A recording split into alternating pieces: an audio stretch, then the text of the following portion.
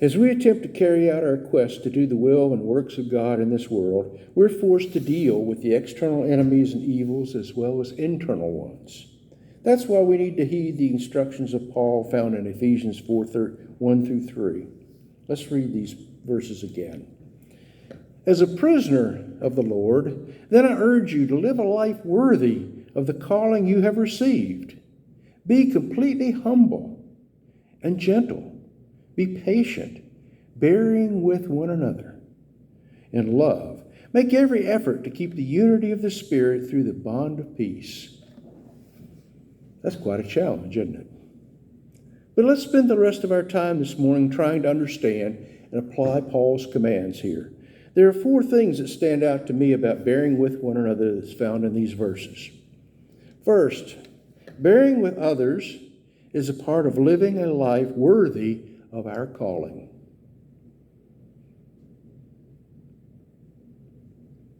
We are instructed to live a life worthy of our calling. Jesus is the one who has called us and made our calling even possible. We must learn to live a life worthy of Jesus and the example he has left us. When we look at the way Jesus handled and treated people, we see how he was able to bear with them. Keep in mind that Jesus is absolutely perfect, and yet he puts up with all the rest of us who are absolutely imperfect. How's that for bearing with others? As I mentioned earlier, people with the means to be forbearing, to show tolerance for and make allowances for each other's faults. There's no doubt about it. God wants us to love all people, even those who are hard to love. And there's also doubt about the fact that some people are easier to love than others. Some people refer to difficult people as VDPs, very demanding people. Or very draining people. Other people refer to difficult people as EGRs, extra grace required. Now let's make an important clarification. We're not talking about bearing with other people's sins. Okay? We're not talking about that. It's not God's will that we accept or tolerate the sins of our brothers and sisters in Christ. Sins must be repented of, not tolerated. Paul makes that very clear in 1 Corinthians. Rather, bearing with each other is about extending grace and patience to those who are wired differently than we are. People who just think differently, they approach problems differently. We're called to endure the everyday frustrations of living closely with and working cooperatively with others. This is a central part of learning to live a life worthy of our calling, and it can't be avoided. We're called to love and value all people, those we like a lot and those we don't like as much, those who are easy to get along with and those who are hard to get along with. Second point, bearing with others requires humility, gentleness, and patience. Humility is such an important part or an aspect of being able to bear with others because in humility, we remember that each of us are far from perfect and others are also bearing with us. Humility is a soberness of mind that springs from a true estimation of ourselves. In all honesty, most of us have no idea how irritating we may be at times to others and just how much grace others extend to us on an ongoing basis. Pride says, I'm the best thing there since sliced bread, and everybody likes me because there's no reason for them not to. See, that's what that little voice is telling us inside. Humility says, the other little voice, I realize that I'm just as peculiar as the next person. We're all different and imperfect, and I want to be aware of how I might be irritating to others so I can change. Coupled with humility, we need to express gentleness and patience. When we're tempted to be impatient with others, we need to keep in mind how patient God and others have been with us. In regard to gentleness, we need to keep in mind how we like to be treated. Most of us like to be treated gently. Directly and gently can go hand in hand, but it's tricky. I think it would be grateful for us to have a mantra of be gentle and patient. I think it would be helpful for us to have a mantra of be gentle and patient. I like the story told of a man who was at the supermarket with his baby. And the baby was in the shopping cart and was crying loudly. And a woman nearby noticed that all the time the baby was crying, the man kept calmly saying, "Keep calm, Albert. Keep calm, Albert." Finally, in admiration for the man's patience with the screaming child, the woman walked up to the man and said, "Sir, I must commend you for your patience with your baby Albert." The man corrected her, "Actually, I'm Albert." Our mantra needs to be, Wiley, keep calm, be gentle, be patient. Now, say that again and insert your own name. Another thing that keeps me from being more patient with others is to try to understand where they're coming from. The old saying is true that goes something like this: you'll never understand a person until you've walked a mile in their shoes. All people are the way they are because of the experiences and the difficulty of their lives. So let's cut people some slack and recognize that we seldom have the whole story. We're probably not ever going to be able to walk a mile in their shoes because we don't know where they've been. It's easier to be patient and gentle with people when we know and understand, though, more about them.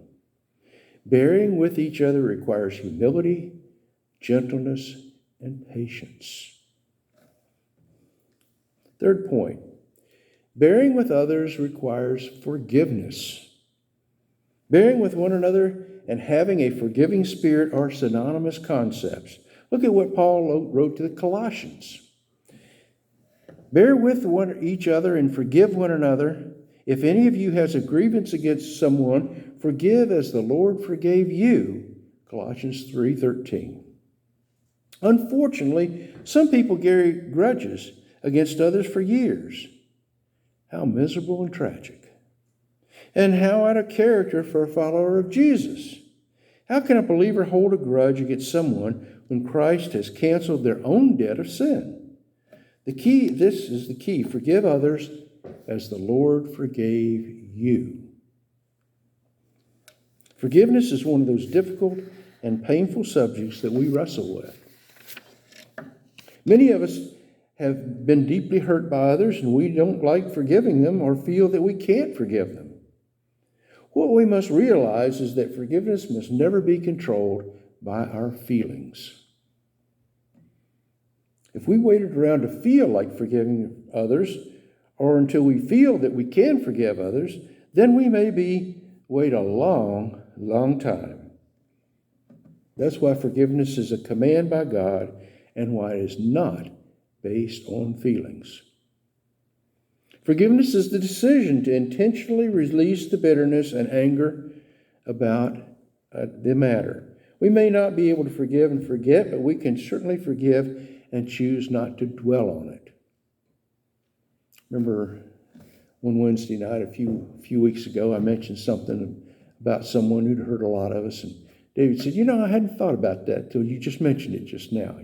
He doesn't dwell on these things, and that's good. I hope that we can all be like David and live life and not dwell on the hardness and the hurts of the past. That's good. We need to be more like that. Forgiveness is the decision to intentionally release the bitterness and anger about the matter. We may not be able to choose the emotions we feel or when we remember how a person hurt us, but we can choose to remember our decision to forgive. Much better remembrance, right? Forgiveness is the intentional decision to not seek revenge, but to leave it in God's hands. Forgiveness is the intentional decision not to allow the incident to imprison us in the past. The people who have a forgiving spirit are those who choose to do so and ask for God's help to do so. And the people who have an unforgiving spirit also choose to do so, but without God's blessing. It's a choice. A choice we make. A choice we need to make. Forgiveness is very difficult and it's almost impossible without God's power. Well, it needs a lot of prayer there too, huh? Forgiving someone who hurt you may be the hardest thing you will ever do. I like the story about the man who started to cross the street one day. He stepped off the curb and a car came screaming around the corner towards him. The man tried to hurry across the street, but the car swerved toward him in that direction. So he turned around and headed back towards the original side. The car changed direction again and headed towards him. And the man was so scared he just froze and stopped in the middle of the road. The car barely missed him and screeched to a halt next to him, and the driver rolled down the window, and to the man's surprise, the driver was a squirrel. The squirrel said to the man, "See, it's not as easy as it looks, is it?" Well, forgiveness is not as easy as it sounds either. In truth, we can't do it without God's help. And through the fruit of the love that comes from the Spirit, forgiveness is an expression of love for God, for ourselves, and for others. An important thing to keep in mind is that forgiveness and reconciliation are not the same thing. Some Christians feel bad about themselves because they think, I haven't truly forgiven something because they haven't been reconciled with that person. There's a difference between forgiveness and reconciliation. Forgiveness requires only one person to offer grace. But reconciliation requires the other person to ask for grace and receive it. God unilaterally offers grace and forgiveness to all people through Jesus. But not everyone asks for it and then accepts that grace, and therefore not everyone is reconciled to God. It is God's will for us to forgive people and move forward whether those that we forgive admit they need our forgiveness or ask for it and then accept it. We need to do it anyway. Let me say one more thing about forgiveness. It's good not only for the offender, but it's also good for the offended. Lewis Smead says to forgive is to set a prisoner free and then discover that prisoner is you. Bearing with others requires forgiveness. Next point is bearing with others requires unity among believers. Look at Ephesians 4:3 again. Make every effort to keep this unity of spirit through the bond of peace. Patience, forbearance, forgiveness, and peace are not automatic. They involve deliberate acts of the will and a whole lot of effort. Refusing to bear with others creates disunity, which weakens and destroys the church. I'm committed to put into practice the admonition from Paul in Romans 12:18. If it is possible, as far as it depends on you, live at peace with everyone. What are some of the practical steps that we can take in order to bear with one another in love? Well, first of all, acknowledge that we make it hard for others to bear with us when we take a good look at ourselves. Are we willing to acknowledge our own weaknesses and idiosyncrasies? When we realize that others are likely working hard to bear with us, then it should make us more willing to bear with them. Second, we can consider that why we have difficulty relating and bearing with certain people. We can ask ourselves why we struggle to relate to them.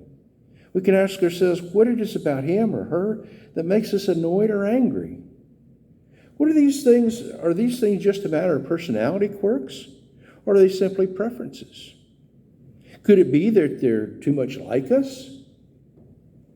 Are these things we don't like in them or things we don't like in ourselves? Third, we can pray about the situation. We can ask God to help us to see people from His perspective. Perhaps we should ask God to change us before we ask God to change them. Prayer makes a difference and brings change, but we might be surprised about what change it brings. Finally, we can make an effort to act appropriately and lovingly towards the person. If need be, we can let go of a grudge and forgive them for the thing they've done. We can try to better understand who they are and why they are and the way they are. We can also try to better understand who we are and why we struggle to bear with them. We can look for some way to act positively towards that person and serve them in some way.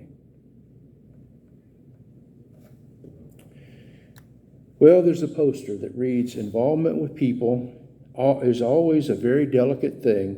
It requires real maturity to become involved and not get all messed up." How true. But in one Peanuts cartoon, Lucy said to Snoopy, "There are times when you really bug me. But I admit there are also times when I feel like giving you a big hug." And Snoopy replied, "That's the way I am, buggable and huggable." And I guess that's true about all of us. We're all both buggable and huggable. May God help us to bear with one another in love for the sake of the church unity, peace, and purpose. Whatever your need, this morning will you come as we stand and sing the song of invitation.